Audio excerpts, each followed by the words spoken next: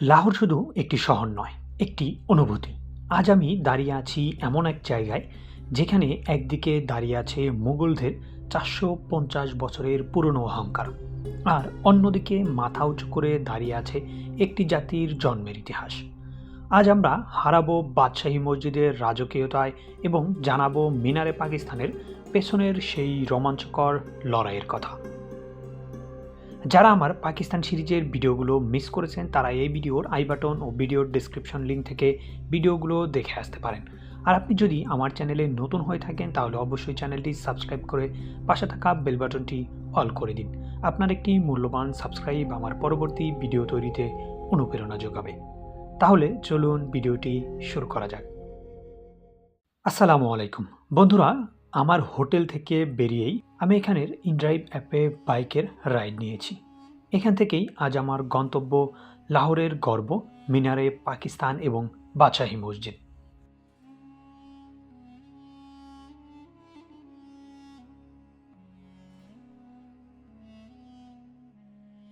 লাহোরের রাস্তাগুলোই যেন একটা জীবন্ত ইতিহাস। এই যে সামনে দেখছেন আজাদি ফ্লাইওভার, এর উপর থেকেই যখন বাদশাহী মসজিদের মিনারগুলো দেখা যায় তখন গা ছমছম করে ওঠে এক অদ্ভুত ভালো লাগায়। প্রায় ২০ মিনিট ড্রাইভের পরে আমি পৌঁছে গিয়েছি গ্রেট আল ইকবার পার্কের গেটের সামনে। আর এখানে রয়েছে বিভিন্ন স্ট্রিট ফুড,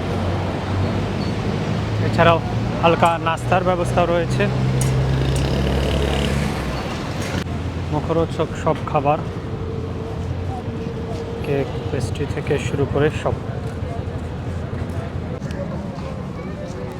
বাইরে অনেক দোকানপাট রয়েছে আর সামনেই দেখা যাচ্ছে বাদশাহী মসজিদ নামের বিভিন্ন কিরিং।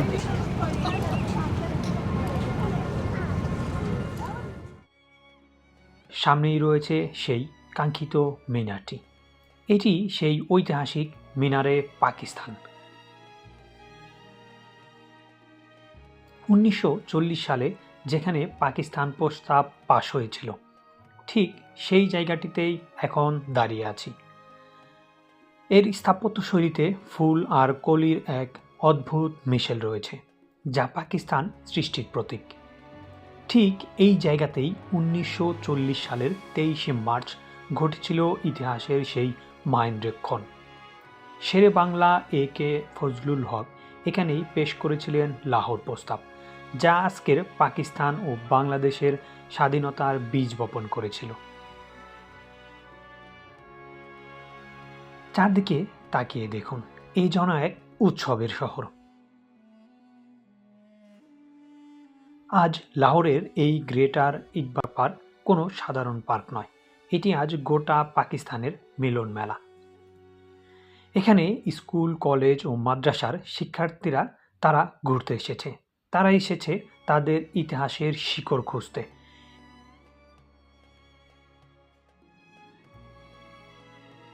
এই যে শত শত মানুষের ভিড়, এটাই প্রমাণ করে যে আজও এই মিনারটি মানুষের হৃদয় কতটা আবেগের জায়গা দখল করে আছে। সবচেয়ে ভালো লাগছে ছোট ছোট বাচ্চাদের দেখে, কেউ হাতে পতাকা নিয়ে দৌড়াচ্ছে। একজন পর্যটকের সঙ্গে কথা বলে জানলাম তিনি লাহোর থেকে প্রায় ৩০০ কিলোমিটার দূর থেকে এসেছেন শুধু এই মিনারের নিচে দাঁড়িয়ে একবার নিঃশ্বাস নিতে, এখানের ইতিহাসগুলো কাছ থেকে দেখতে, সেই ঐতিহাসিক জায়গার ইতিহাস জানতে। এই যে ভিড় দেখছেন এর একটা আলাদা মহত্ব আছে। ১৯৪০ সালে এখানে পাশ হয়েছিল পাকিস্তান প্রস্তাব, তখনও ঠিক এভাবেই হাজার হাজার মানুষ জমায়েত হয়েছিল এক নতুন ভোরের আশায়। আজ সেই ২০২৬ সালে এসেও দেখুন মানুষের সেই উন্মাদনা এতটুকু কমেনি। কেউ এখানে এসেছে পিকনিক করতে, কেউ ইতিহাস জানতে, আর কেউ বা এই বিশাল স্থাপত্যের সামনে দাঁড়িয়ে একটি পারফেক্ট ইনস্টাগ্রাম শট নিতে। যে কারণেই আসুক না কেন, মিনারে পাকিস্তান সবাইকে একসুতোয় বেঁধে ফেলেছে। মিনারটির ভিত্তি দেখতে অনেকটা পুষ্পটিত ফুলের পাপড়ির মতো। নিচে থেকে উপরে তাকালে মনে হয় এটি আকাশ ছুঁতে চাইছে। পাকিস্তানের নিচে ভিত্তিপ্রস্তর রয়েছে, সেখানে বাংলা, ইংলিশ এবং উর্দু 3টি ভাষায় লাহোর প্রস্তাবটি খোদাই করে লেখা রয়েছে। এই মিনারটির উচ্চতা প্রায় 70 মিটার। মিনারে পাকিস্তান থেকে বেরিয়ে আমি যাচ্ছি এখন বাদশাহী মসজিদের দিকে। বাদশাহী মসজিদ, ইকবাল পার্ক, মিনারে পাকিস্তান, শীষমহল, লাহোর ফোর্ট সবগুলো একই জায়গায়। আর শীষমহল রয়েছে আমার এই পাশটাতে, এই পাশে রয়েছে গুরুদুয়ারা, এরপরে হচ্ছে বাদশাহী মস্ক এবং সাথে রয়েছে লাহোর ফোর্ট। আমি একে একে সবগুলো প্লেসই আপনাদেরকে ঘুরে দেখাবো এবং জানাবো এগুলোর ইতিহাস। এটি হচ্ছে গুরুদুয়ারা আর এই পাশটা হচ্ছে শীষমহল।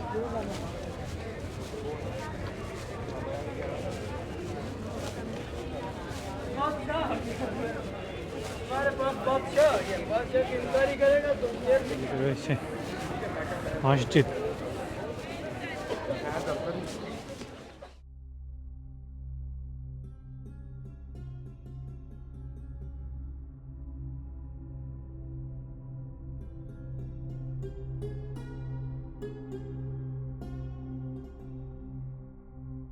এই মুহূর্তে আমি রয়েছি এশিয়া মহাদেশের দ্বিতীয় বৃহত্তম এবং পুরো বিশ্বের মধ্যে 5ম বৃহত্তম মসজিদ বাদশাহী মসজিদে, আর এটি পাকিস্তানের লাহোরে অবস্থিত।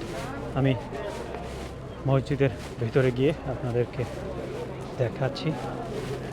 অনেকটা স্ট্রাকচার দিল্লি জামে মসজিদের মতো। আমার সামনেই রয়েছে বিশাল সেই মসজিদের প্রবেশদ্বার। এটি আপনাকে নিয়ে যাবে 1673 সালে। সম্রাট আওরঙ্গজেব যখন এটি তৈরি করেন তখন এটি ছিল বিশ্বের বৃহত্তম মসজিদ। এই মসজিদের মূল চত্বরের এক কোণে অবস্থিত একটি ছোট্ট গ্যালারিতে অত্যন্ত যত্নের সাথে সংরক্ষিত রয়েছে ইসলামের ইতিহাসের কিছু অমূল্য সম্পদ। এখানে রয়েছে মহানবী হজরত মুহাম্মদ সাল্লাল্লাহু আলাইহি সাল্লামের পবিত্র পাগড়ি, এছাড়াও রয়েছে তার ব্যবহৃত একজোড়া স্যান্ডেল, তার ব্যবহৃত একটি প্রাচীন আলখাল্লা বা জুব্বা রয়েছে। এছাড়াও মহানবী হজরত মুহাম্মদ সাল্লাল্লাহু আলাইহি সাল্লামের দাড়ি মোবারকের অংশবিশেষও এখানে সংরক্ষিত আছে। এছাড়াও একটি পাথরের উপরে নবীজির পবিত্র পায়ের ছাপও রয়েছে। হজরত ফাতেমা রাদিয়াল্লাহু তাআলা আনহুর রুমাল, অত্যন্ত সাধারণ অথচ মর্যাদাপূর্ণ হাতে বোনা একটি রুমাল এখানে রয়েছে। হরিণের চামড়ার উপর হজরত আলী রহমাতুল্লাহ আলাইহি সাল্লামের নিজ হাতে লেখা পবিত্র কোরআনের পাণ্ডুলিপি এখানে সংরক্ষিত রয়েছে। কারবালার স্মৃতি বিজড়িত কিছু নিদর্শন দর্শনার্থীদের আবেগপ্রবণ করে তোলে। ইমাম হাসান ও ইমাম হোসেনের রক্তের দাগযুক্ত কাপড় কারবালার প্রান্তরে শহীদ হওয়ার সময় তার গায়ে থাকা কাপড়ের অংশবিশেষ এখানে সংরক্ষণে রাখা হয়েছে। এছাড়াও হজরত গাউসুল আজম আব্দুল কাদের জিলানী রহমাতুল্লাহ আলাইহির নিদর্শন হিসাবে বড় পীর সাহেবের ব্যবহৃত তাসবিহ সহ অন্যান্য কিছু বস্তু এই গ্যালারিতে স্থান পেয়েছে। এখানে ভিডিও এলাও না, যার ফলে আমি সেখানে ভিডিও করতে পারি।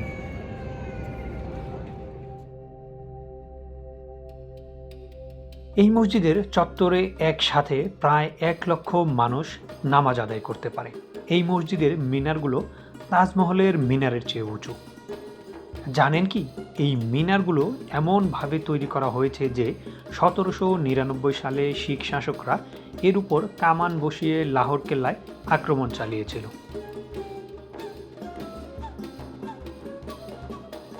আজ যেখানে আজান শোনা যায়, একসময় সেখানে কামানের গর্জন শোনা যেত। শিখ এবং ব্রিটিশ আমলে এই পবিত্র মসজিদকে ঘোড়ার আস্তাবল এবং বারুদ রাখার গোদাম হিসাবে ব্যবহার করা হয়েছে।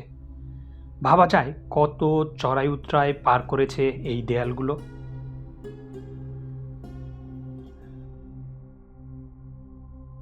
মুঘল সম্রাট আওরঙ্গজেব আলমগীর 1671 সালে এই মসজিদের নির্মাণ কাজ শুরু করেন এবং মাত্র 2 বছরের মাথায় 1673 সালেই এটির কাজ সম্পন্ন হয়। সম্রাটের পালক ভাই এবং লাহোরের তৎকালীন গভর্নর ফিদা খান কুকা ব্যক্তিগতভাবে এর নির্মাণ কাজ দেখাশোনা করেছেন। এটি দীর্ঘ ৩১৩ বছর পর ১৯৮৬ সাল পর্যন্ত বিশ্বের বৃহত্তম মসজিদ হিসাবে স্বীকৃত ছিল। এর আঙ্গিনায় একসাথে প্রায় ১ লক্ষ মানুষ নামাজ আদায় করতে পারে। এই মসজিদ তৈরিতে ব্যবহার করা হয়েছে রাজস্থান থেকে আনা বিশেষ লাল বেলে পাথর এবং ভেতরের কারুকাজে ব্যবহৃত হয়েছে দামি মার্বেল ও স্ট্যাকো স্ট্রেসারি।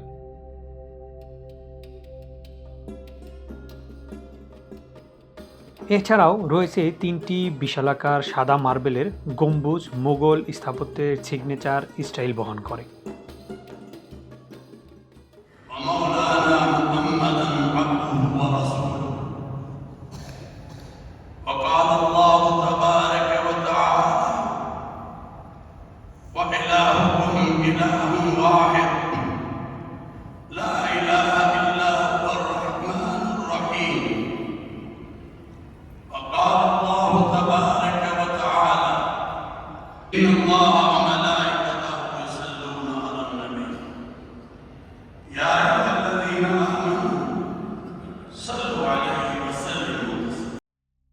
বাদশাহী মসজিদের ইতিহাস সবসময় সুখকর ছিল না।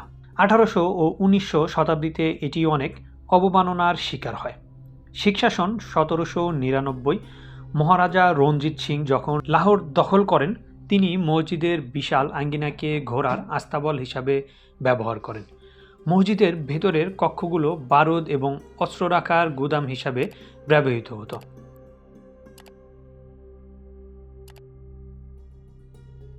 ব্রিটিশরা লাহোর দখল করার পর এই মসজিদকে সামরিক গ্যারিসন বা কেল্লা হিসাবে ব্যবহার শুরু করে। সাধারণ মানুষ প্রবেশ তখন সম্পূর্ণ নিষিদ্ধ ছিল। দীর্ঘ আন্দোলনের পর ১৮৫২ সালে ব্রিটিশরা মসজিদটিকে মুসলমানদের কাছে ফেরত দিতে বাধ্য হয়। তবে শর্ত ছিল এটি শুধু ইবাদতের জন্যই ব্যবহার করা যাবে। ১৯৩৯ সালে বড় ধরনের সংস্কারের কাজ শুরু হয়। ১৯৫৬ সালে এটি বর্তমান পূর্ণাঙ্গ রূপ ফিরে পায়। ১৯৯৩ সালে এই মসজিদকে ইউনেস্কো ওয়ার্ল্ড হেরিটেজ সাইটের সম্ভাব্য তালিকায় অন্তর্ভুক্ত করা হয়। খেয়াল করলেই দেখতে পাবেন এর দেয়ালের প্রতিটি পাথর হাতে খোদাই করা।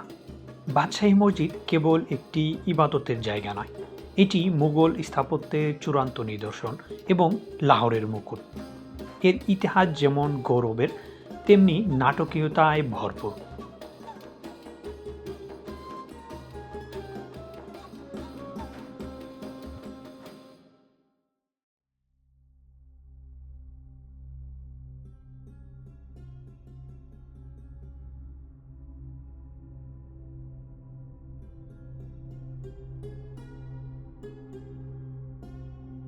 এই লাল বেলে পাথরের চত্বরটির দিকে তাকিয়ে দেখুন।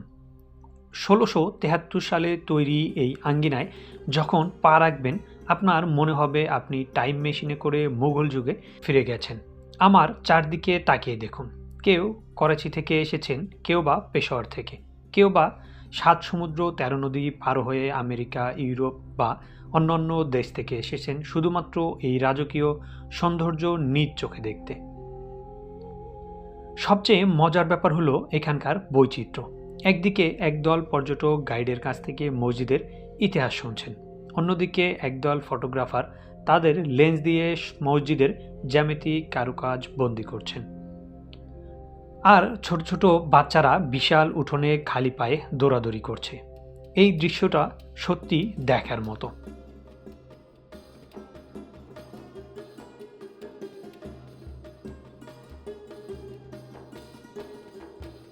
ভেতরের এই শান্ত পরিবেশ আর বাইরে মানুষের কোলাহল, এই দুইয়ের বৈপরীত্যই বাদশাহী মসজিদকে অনন্য করে তোলে। এখানে জুতা রেখে গেছিলাম, জুতা নিতে হবে।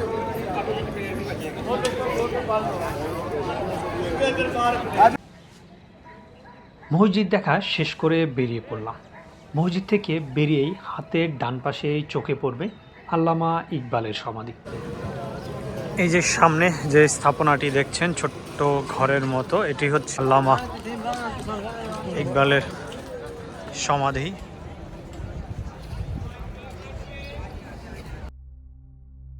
তিনি শুধু একজন কবি ছিলেন না, তিনি ছিলেন প্রাচ্যের স্বপ্নদ্রষ্টা, যার কলমের আঁচড়ে জেগে উঠেছিল একটি ঘুমন্ত জাতি। তিনি হাকিম উল উম্মত আল্লামা মোহাম্মদ ইকবাল। আজ আমরা দাঁড়িয়ে আছি লাহোরের সেই পুণ্যভূমিতে, যেখানে চিরনিদ্রায় শায়িত আছেন এই মহান দার্শনিক। লাহোরের ঐতিহাসিক বাদশাহী মসজিদ এবং লাহোর কেল্লার মধ্যবর্তী হুজুরিবাগে অবস্থিত এই মাজার। 1938 সালে তার মৃত্যুর পর এটি নির্মাণ করতে সময় লেগেছিল প্রায় 13 বছর। মাজারটি মূলত আফগান এবং মুরিশ স্থাপত্যের এক অপূর্ব মিশ্রণ। পুরো মাজারটি লাল বেলে পাথর দিয়ে তৈরি, যা আনা হয়েছিল ভারতের রাজস্থান থেকে। সমাধির গায়ে খোদাই করে লেখা রয়েছে তারই অমর কিছু ফরাসি কবিতা। মাজারের ভেতরে প্রবেশ করলে এক অদ্ভুত প্রশান্তি অনুভূত হয়। এখানে রাখা সাদা মার্বেলের সমাধিটি উপহার হিসাবে পাঠিয়েছিলেন আফগানিস্তানের তৎকালীন সম্রাট। কবরের গায়ে লেখাগুলো আমাদের মনে করিয়ে দেয় তার খুদি বা আত্মপরিচয়ের দর্শনের কথা। নিজের ভেতর ডুব দাও, খুঁজে নাও জীবনের রহস্য। আল্লামা ইকবালের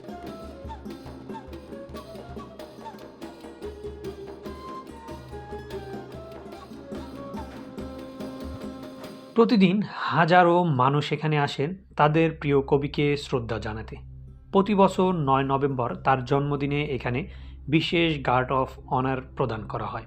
এটি কেবল একটি সমাধি নয়, বরং এটি কোটি মানুষের প্রেরণার উৎস।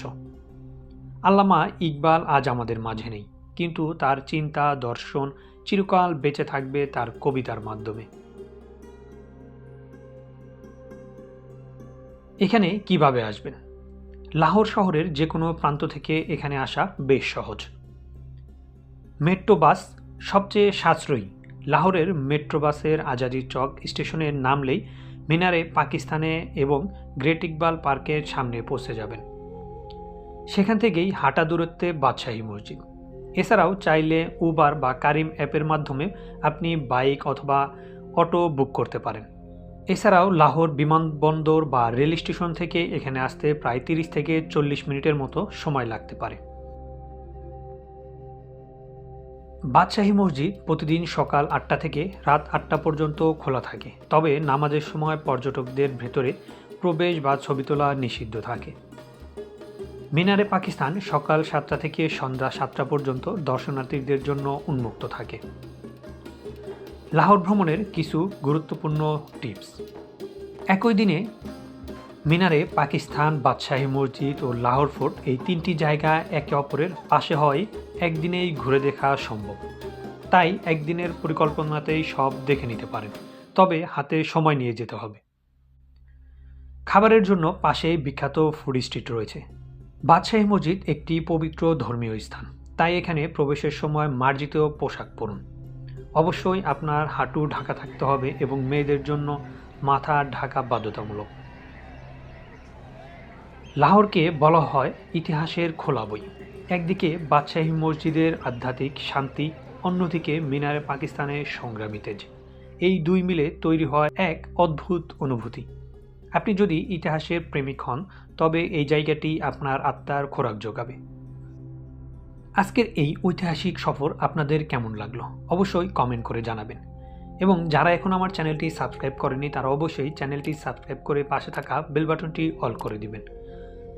আর লাহোর ভ্রমণের পরবর্তী ব্লগগুলো দেখার আমন্ত্রণ জানিয়ে আজকের মতো বিদায় নিচ্ছি। দেখা হচ্ছে পরবর্তী ব্লগে।